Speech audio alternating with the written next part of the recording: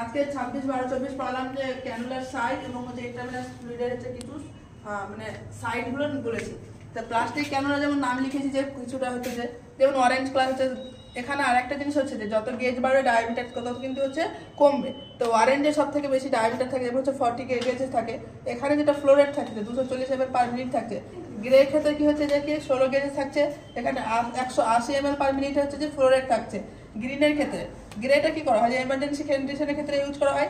গ্রিনটা যেমন হচ্ছে ব্লাড ট্রান্সফিউশনের ক্ষেত্রে ইউজ করা হয়। এখানে কি থাকে যে 18 গেজ থাকে, 90 ml পার মিনিটে যায়। যেখানে হচ্ছে পিঙ্ক কালার মোস্ট কমনলি যে হসপিটাল কেয়ারে ইউজ করা হয় সেটা হচ্ছে পিঙ্ক কালারের ক্যানুলা, সেটা হচ্ছে যে গ্যাস থাকে 20। এখানে হচ্ছে যে 60 ml পার মিনিটে হচ্ছে কি যাবে। তারপরে হচ্ছে ব্লু কালার হচ্ছে 22 গেজের। এখানে হচ্ছে যে ফ্লোরেটটা থাকে সেটা হচ্ছে যে কি 36 ml পার মিনিট থাকে। তারপরে ইয়েলোর ক্ষেত্রে হচ্ছে যে 24 গেজ থাকে। এখানে হচ্ছে যে কি 15 ml পার মিনিটে যায়। ইয়েলোটা হচ্ছে নিউবর্নদের ক্ষেত্রে ইউজ করা হয়, আর ব্লুটা হচ্ছে স্কুল জেন্টালের ক্ষেত্রে ইউজ করা হয়। দেন হচ্ছে পার্পল কালার, সেটা হচ্ছে 26 গেজে থাকে এবং সেটা হচ্ছে যে কি 13 ml পার মিনিট হচ্ছে যে কি ফ্লোরেট থাকে।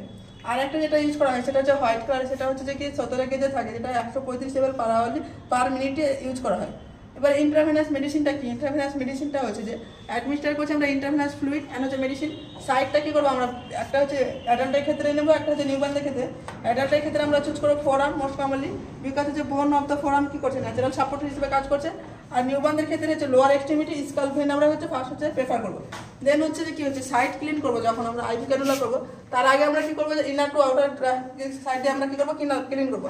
যে কোনো আমরা ড্রেসিং করবো সবসময় কি করবো যে ইনার টু আউটার করবো, শুধু একমাত্র বেডশোর ছাড়া। বেডশোরের ক্ষেত্রে কি করবো আমরা সবসময় কি করবো আনক্লিন টু হচ্ছে যে ক্লিন আমরা যাবো না, ক্লিন টু আনক্লিন যাবো। তো বেডশোরের ক্ষেত্রে যে পেরিফেরাল এরিয়াটা বেশি হচ্ছে আনক্লিন থাকে, ওই জন্য আউটার টু ইনার আমরা হচ্ছে ক্লিন করবো। দেন হচ্ছে সেন্ট্রাল লাইন ক্যাথেটার হচ্ছে দেখি আমরা কতদিন হচ্ছে ইউজ করতে পারি, 7 থেকে 18 দিন পর্যন্ত ইউজ করতে পারি। এখানে কি আমরা দুটো ভেন ইউজ করি মোস্ট কমনলি, সেটা হচ্ছে যে কি একটা ফার্স্ট যেটা হচ্ছে সেটা ইন্টারনাল জুগুলার ভেন, সেকেন্ড হচ্ছে যে আমরা সাবক্লিভার ভেন মোস্ট কমনলি ইউজ করি।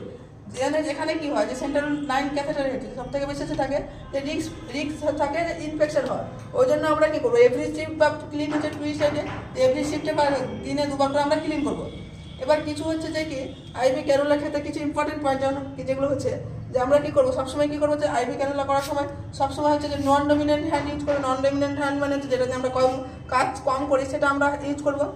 তারপরে আইভি ক্যানুলা কি করবো ইনসার্ট করবো, সব করবো যে ডিস্টালের সাইড থেকে আমরা শুরু করবো। দেন হচ্ছে কি করবো যে অ্যাভয়েড বিপি চেকিং সেম। আর যে আমরা আইভি ক্যানুলা করে রাখবো সেই সাইডে আমরা কি করবো যে বিপি চেক করবো না। Use sterile techniques when inserted cannula, যখন আমরা ক্যানুলা ইনসার্ট করবো তখন আমরা কি করবো স্টেরাইল টেকনিক মেনটেন করবো। আজকে